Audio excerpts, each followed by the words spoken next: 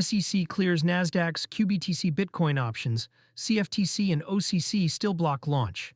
The Securities and Exchange Commission approved Nasdaq PHLX's proposed rule change to list QBTC Bitcoin index options on May 22, 2026, according to CryptoSlate's filing review. The product clears one of three gates standing between Nasdaq and a live Bitcoin options market on its own venue. Two remain. QBTC is cash settled in US dollars, European style, and settles at 4:00 p.m. Eastern, using the Bernie benchmark, the New York close reference for Bitcoin, maintained by CME and CF benchmarks. The underlying index is the CME CF Bitcoin Real-Time Index divided by 100, with a $100 multiplier per contract. That sizing gives each contract roughly 1 Bitcoin of notional exposure at recent prices. Bitcoin traded near $7,400 as of May 25th, with the Fear and Greed Index sitting at 40 neutral territory. Position limits set at 0.12% of supply. The position cap is the headline structural number. Nasdaq filed a limit equal to 0.12% of outstanding Bitcoin supply, which works out to roughly 23,800 BTC at current circulating supply. That is a meaningful ceiling for any single entity, but well above what most institutional desks need for hedging book exposure. Whether the cap holds up under sustained stress, particularly during liquidity crunches when desks rush to roll positions, is one of the open questions the SEC order does not resolve. The cap matters because cash-settled options on an asset that trades 24/7 face a basis problem. The Bernie benchmark fixes a price at 4:00 p.m. New York time, but Bitcoin keeps moving overnight. Market makers writing QBTC have to hedge that overnight gap somewhere, usually with spot Bitcoin, CME futures, or ETF shares. If position limits constrain how much risk any one firm can warehouse, spreads widen and the product becomes less useful for the institutions it is built to serve. CFTC relief is the gating event. Two regulatory steps still block actual trading. The CFTC must grant exemptive relief before QBTC contracts can change hands, because cash-settled options on a non-security commodity index touch CFTC jurisdiction even when listed under SEC rules. That process has no statutory clock.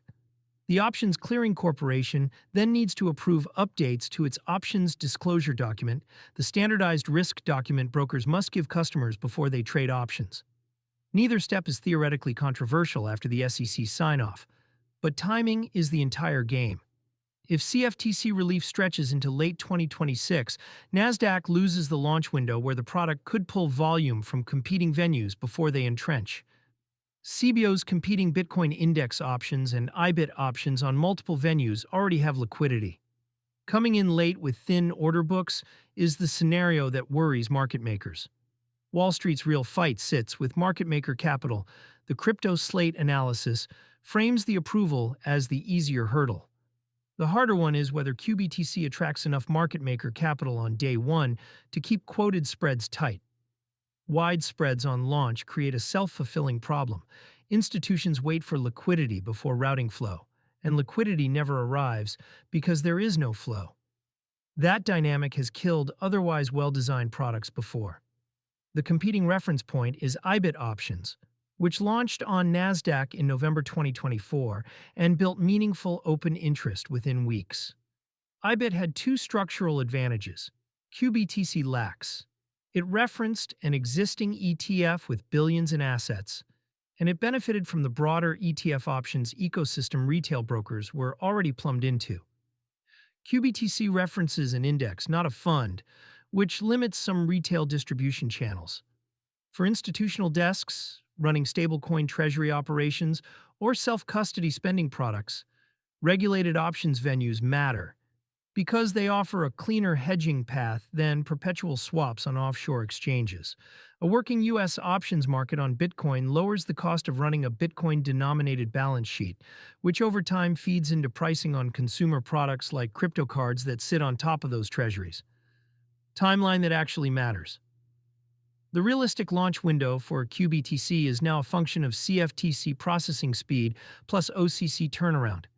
The SEC order itself is final and not subject to further agency action.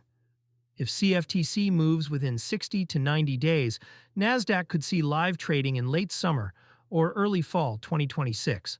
A longer review pushes the launch into year-end, where holiday-thinned liquidity makes a clean debut harder. The position limit is also subject to revision. SEC orders on derivatives, products, historically get amended within the first year of trading once regulators see how the market behaves. A higher limit, say 0.25% of supply, would meaningfully expand institutional capacity. A lower one would signal regulator concern about concentration risk.